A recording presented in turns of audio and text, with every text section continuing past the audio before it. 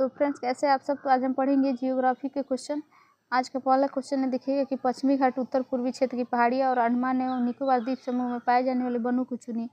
तो पश्चिमी घाट और उत्तर पूर्वी की पहाड़ियों में कौन से वन पाए जाते हैं? तो उष्णकटिबंधीय सदाबहार वन पाए जाते हैं अंडमान निकोबार द्वीप समूह में और उत्तर पूर्वी पहाड़ियों में। इसका एक्सप्लेनेशन दिया है कि पश्चिमी घाट उत्तर पूर्वी की पहाड़ियों में भी पाया जाता है, अंडमान निकोबार द्वीप समूह में, और कौन से वन पाए जाते हैं? तो सदाबहार उष्णकटिबंधीय वन पाए जाते हैं। अगला क्वेश्चन दिया है कि निम्नलिखित में से किस राज्य में वन का विस्तार 50% से अधिक नहीं है? तो 50% से अधिक नागालैंड में और मध्य प्रदेश में नहीं है। तो इसका आंसर उपयुक्त में से एक से अधिक हो जाएगा। इसका आंसर ऑप्शन ई हो जाएगा। भारत जो वन स्थिति रिपोर्ट है 2019 के अनुसार, तो इसका रिपोर्ट का विवरण देखिएगा कितना दिया है। मिजोरम का है 84% और नागालैंड का 73% है लगभग में, और मेघालय का तो 76% है और मध्य प्रदेश का तो 25.14% है। तो प्रश्न में राज्यों में नागालैंड और मध्य प्रदेश में वनों का विस्तार 50% से अधिक नहीं है, कम है, इसलिए इसका आंसर ई हो गया ऑप्शन। अगला क्वेश्चन है, निम्न कथनों पर विचार कीजिए कि और सही कथन की पहचान कीजिए। तो सही कथन इसमें कौन सा है? ग्रेटर हिमालय अपनी निरंतरता के लिए जाना जाता है, तो ये सही है। निम्न हिमालय अपनी व्यापकता और अनपरस्त वादियों के लिए जाना जाता है, तो ये गलत है। शिवालिक और बाह्य हिमालय जो उत्पत्ति में सबसे नवीनतम है, तो ये ऑप्शन सही है। तो इसका आंसर 1 और 3 हो जाएगा। ऑप्शन सी में दिया है 1 और 3, इसका आंसर ऑप्शन सी हो गया। जो ग्रेटर हिमालय पश्चिम से पूर्व तक अपनी निरंतरता के लिए जाना जाता है, और जो शिवालिक बाह्य हिमालय है वो अपनी उत्पत्ति की दृष्टि से सबसे नवीनतम है। अगला क्वेश्चन है, भारत के लिए एक राज्य की निम्न विशेषताएं हैं। तो किस राज्य की विशेषताएं पढ़िएगा इसको। पहला है कि इसका उत्तरी भाग शुष्क और अर्ध शुष्क होता है, और ऑप्शन 2 दिया है कि इसके मध्य कपास की खेती होती है, और तीसरा दिया है खाद्यान्न फसलों की तुलना में नगदो फसल की प्रमुखता दी जाती है।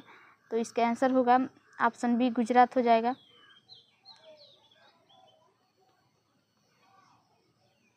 जो प्रश्न विशेषताएं दी गई थी वो गुजरात राज्य की थी, आप लोगों ने पढ़ा। और उत्तरी भाग जो शुष्क और अर्धशुष्क होता है, और इसके मध्य में कपास की खेती होती है। यहाँ खाद्यान्न फसलों की तुलना में नगदी फसलों का प्रमुखता दी जाती है। अगला क्वेश्चन है, कौन सा बिहार के भूगर्भीय इतिहास में सबसे नवीनतम है? तो सबसे नवीनतम बिहार का मैदान है, इसका आंसर ऑप्शन सी हो जाएगा। बिहार का भूगर्भीय इतिहास में बिहार का मैदान सबसे नवीनतम है। दक्षिण पूर्व का धारवाड़ शहर सबसे प्राचीनतम है। अगला क्वेश्चन दिया है कि जो पुरानी जलोढ़ मिट्टी होता है उसका भंडार बिहार में किस क्षेत्र में पाई जाती है? तो पूर्णिया और पटना में पाई जाती है, इसका आंसर ऑप्शन सी हो जाएगा। जो पुरानी जलोढ़ मिट्टी है उसका दूसरा नाम क्या है? तो बांगर मिट्टी है, और जो नई मिट्टी होती है उसे खादर मिट्टी कहते हैं, याद कर लीजिएगा। इसका भंडार बिहार के जिलों में पूर्णिया और पटना जिलों में पाया जाता है सबसे ज़्यादा जलोढ़ मिट्टी का। अगला क्वेश्चन है कि जो भारतीय मानसून है वो मौसमी विस्थापन से इंगित है, जिसका कारण क्या है? तो मानसूनी मौसमी का भारतीय मानसून का वो जो होता है इसका विस्थापन कारण बताइए। तो इसका कारण होगा स्थल और समुद्र का विभेदित तापमान, इसका आंसर ऑप्शन नहीं हो जाएगा। आगे है कि भारतीय मानसून जो मौसमी विस्थापन वाला, इसकी दिशा 6 मास तक जाड़े में और उत्तर पूर्व से दक्षिण पश्चिम में, और शेष 6 माह तक ग्रीष्म में और दक्षिण पूर्व से उत्तर पूर्व में रहती है। इन मानसून के हवाओं की उत्पत्ति किस कारण होती है? तो तापक्रम में जो टेम्परेचर होता है उसकी भिन्नता के कारण होती है, इस कारण इन पर पर्याप्त अंतर है। इसके लिए 2 संकल्पनाओं को प्रस्तुत किया गया, देखिएगा। पहला है कि तापीय संकल्पना, यानी कि मानसून की उत्पत्ति स्थल जल के असमान संगठन और उनके गर्म ठंडा होने के विरोधी स्वभाव के कारण होती है, अर्थात इस पर सूर्य के उत्तरायण और दक्षिणायन का पर्याप्त प्रभाव है। अगला दिया है कि नवीन संकल्पना, इसके अनुसार मानसूनी हवाओं की उत्पत्ति वायु दाब और हवाओं की पेटियों के खिसकाव के कारण होती है। इसका पहली बार प्रतिपादन फ्लन नामक विद्वान ने की थी। अगला क्वेश्चन दिया है कि आम्र वर्षा क्या है? तो आम्र वर्षा क्या है? एक बिहार और बंगाल में मार्च अप्रैल में होने वाली वर्षा है, इसका आंसर ऑप्शन सी होगा। कि जो बिहार बंगाल में मार्च अप्रैल में होने वाली वर्षा है उस मैंगो शावर या आम्र वर्षा कहा जाता है। इसका एक्सप्लेनेशन है कि केरल कर्नाटक में जो अप्रैल महीना होता है उसमें ताड़ी झंझावात के साथ होने वाली वर्षा को क्या कहते हैं? तो केरल कर्नाटक में जो गर्मी वर्षा होती है चेरी ब्लॉसम कहते हैं, और जबकि मई महीने में होने वाली वर्षा को आम्र वर्षा कहते हैं। इस वर्षा से आम के फल पकने लगते हैं। बंगाल और असम में अप्रैल मई में होने वाली वर्षा को काल बैसाखी कहते हैं। तो ये याद कर लीजिएगा कि जो अप्रैल मई में होता है उसको काल बैसाखी कहा जाता है, बंगाल और असम में होता है। और मई महीने में जो होने वाली वर्षा है उसको आम्र वर्षा या मैंगो शावर कहा जाता है। जो कर्नाटक केरल अप्रैल महीने में होती है उसको चेरी ब्लॉसम कहा जाता है। अगला क्वेश्चन दिया है कि निम्नलिखित राज्यों में से किस राज्य में जाड़े के मौसम में बारिश होती है? तो जाड़े के मौसम में किस राज्य में बारिश होती है? तमिलनाडु राज्य में बारिश होती है। इसका आंसर ऑप्शन बी हो जाएगा। अक्टूबर नवंबर के महीने में उत्तर पूर्व मानसून लौटते समय तमिलनाडु के जो तटवर्ती इलाका है वहाँ पे 65 से 75 सेंटीमीटर तक वर्षा होती है। अगला क्वेश्चन है कि चेरापूंजी स्थित है, तो कहाँ स्थित है? मेघालय राज्य में स्थित है। ऑप्शन सी हो जाएगा। चेरापूंजी भारत के पूर्वोत्तर राज्य मेघालय राज्य में स्थित है। मानसीराम से पहले विश्व में सर्वाधिक वर्षा वाला स्थान कौन सा था? तो चेरापूंजी ही था। अगला क्वेश्चन दिया है सूची 1 जो प्राकृतिक आपदा दिया है और सूची 2 में राज्य का नाम दिया है, तो आपको उससे मिलान करना है सही कूट का चयन करके। तो देखिएगा कि इसका आंसर कौन सा होगा। बाढ़ दिया है पहला, तो बाढ़ किससे कहाँ पे आता है? तो उत्तर प्रदेश और बिहार के मैदान में। और भूकंप, तो भूकंप जो हिमालय का गिरिपात क्षेत्र है वहाँ पे। सूखा कहाँ से आता है? तो सूखा मध्य प्रदेश और पूर्वी भारत का। अब तो चक्रवात कहाँ हो जाएगा? तो चक्रवात झारखंड और उत्तरी उड़ीसा में हो जाएगा। तो इसका आंसर होगा पहला का बाढ़ का। आप लोगों ने क्या लगाया? बाढ़ का उत्तर प्रदेश और बिहार तीसरा पे हो जाएगा, और भूकंप का पहला पे होगा, और सूखा का चौथा होगा। इसके बाद 2, तो 3 1 4 2 किस ऑप्शन में दिया है? ऑप्शन बी में दिया है। इसका आंसर ऑप्शन बी हो जाएगा। सही सूची सम्मेलन इस प्रकार है। बाढ़ उत्तर प्रदेश और बिहार, भूकंप हिमालय का गिरिपात, सूखा मध्य पूर्वी भारत, चक्रवात झारखंड और उत्तरी उड़ीसा। तो आप लोग 2 याद कर लेंगे तो सबसे अच्छा। सबसे पहले बाढ़, तो बाढ़ बिहार में ज़्यादा आता है, तो ऐसे करके याद कर लीजिएगा। और भूकंप, तो जो हिमालय का क्षेत्र है उधर साइड ज़्यादा भूकंप आता है, तो हिमालय भूकंप आता है हिमालय में। और बाढ़ तो बिहार में आता है, और चक्रवात तो झारखंड। ये 3 याद कर लेंगे तो ऑप्शन आपका सही, 2 से भी सही हो जाएगा। अगला क्वेश्चन है कि करेवास मृत्तिका जो जाफरान केसर का एक स्थानीय प्रकार है उसके उत्पादन के लिए उपयोगी है, कहाँ पाई जाती है? तो कश्मीर हिमालय में पाई जाती है करेवास मृत्तिका, जिसे केसर का एक स्थानीय नाम है। आगे दिया है कि जाफरान एक प्रकार का केसर है, इसकी खेती के लिए कश्मीर घाटी प्रसिद्ध है।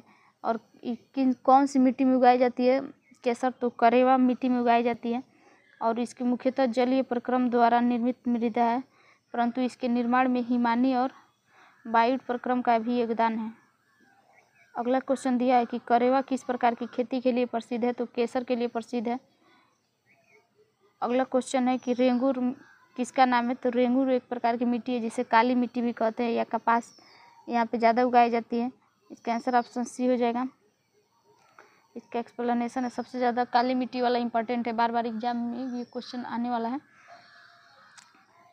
काली मिट्टी को स्थानीय रूप से रेगुर या रेगड़ मिट्टी कहा जाता है। इसे कपासी मिट्टी भी कहा जाता है, उष्णकटिबंधीय चरणों भी कहा जाता है।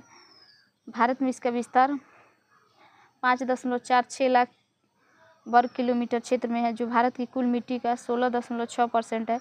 और यह मिट्टी कहाँ कहाँ पाई जाती है, किस राज्य में? तो गुजरात में, महाराष्ट्र में, पश्चिमी मध्य प्रदेश में, और उत्तर पश्चिमी आंध्र प्रदेश, कर्नाटक, तमिलनाडु, राजस्थान, झारखंड बड़े भागों तक विस्तृत है। रेंगूर मिट्टी का सर्वाधिक विस्तार अगर पूछेगा तो सर्वाधिक महाराष्ट्र में पाया जाता है। इसका आंसर देखिएगा, ये एग्जाम में क्वेश्चन पूछा गया था कि रेंगूर मिट्टी का सबसे ज़्यादा उपयोग किस राज्य में होता है? तो महाराष्ट्र में होता है।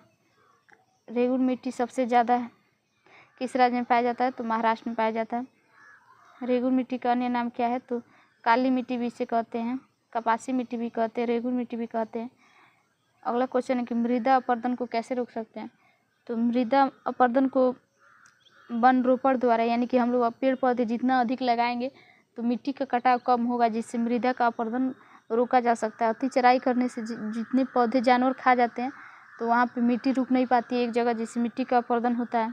वनस्पति के उन्मूलन से, यानी कि जितने भी पेड़ पौधे जंगल साफ हो रहे हैं तो वहाँ से पेड़ काट लिए जा रहे हैं, तो वहाँ की ज़मीन में मिट्टी जहाँ रुक नहीं रही है, जड़ रहता है पौधों का, तो वह मिट्टी को एक जगह बांधे रहता है, इसलिए वहाँ से मिट्टी का अपरदन नहीं हो पाता है। तो इसका आंसर ऑप्शन सी हो गया, वन रोपण द्वारा। इसका एक्सप्लेनेशन दिया है कि मृदा क्षरण के अंतर्गत वे सभी उपाय सम्मिलित हैं जो मिट्टी को अपरदन से बचाते हैं और उसकी उर्वरता को बनाए रखते हैं। मृदा अपरदन को रोकने के लिए कुछ प्रभावी उपाय, यानी कि वृक्षारोपण सबसे ज़्यादा सर्वाधिक उपाय है, सबसे बढ़िया, कि ज़्यादा से ज़्यादा पेड़ लगाएंगे तो मिट्टी का कटाव कम होगा। सोपानी और समरोच्य कृषि, यानी पहाड़ों पर लगाया जाता है। अतिचारण और स्थानांतरित कृषि पर रोक लगाने, यानी पेड़।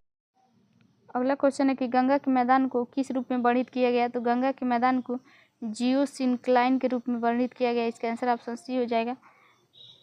इसका एक्सप्लेनेशन दिया है कि गंगा के मैदान को एक जियोसिंक्लाइन या भू अनुपति के गर्त को अग्र गंभीर के रूप में वर्णन किया गया। इसका निर्माण मुख्य रूप से हिमालय पर्वतमाला होता है, उसके निर्माण प्रक्रिया के तीसरे चरण में हुआ है। अगला क्वेश्चन दिया है कि जो गंगा के मैदान है उसकी पुरानी कछारी मिट्टी क्या कहलाती है? तो बांगर मिट्टी कहलाती है पुरानी मिट्टी को। नई मिट्टी को खादर मिट्टी कहा जाता है।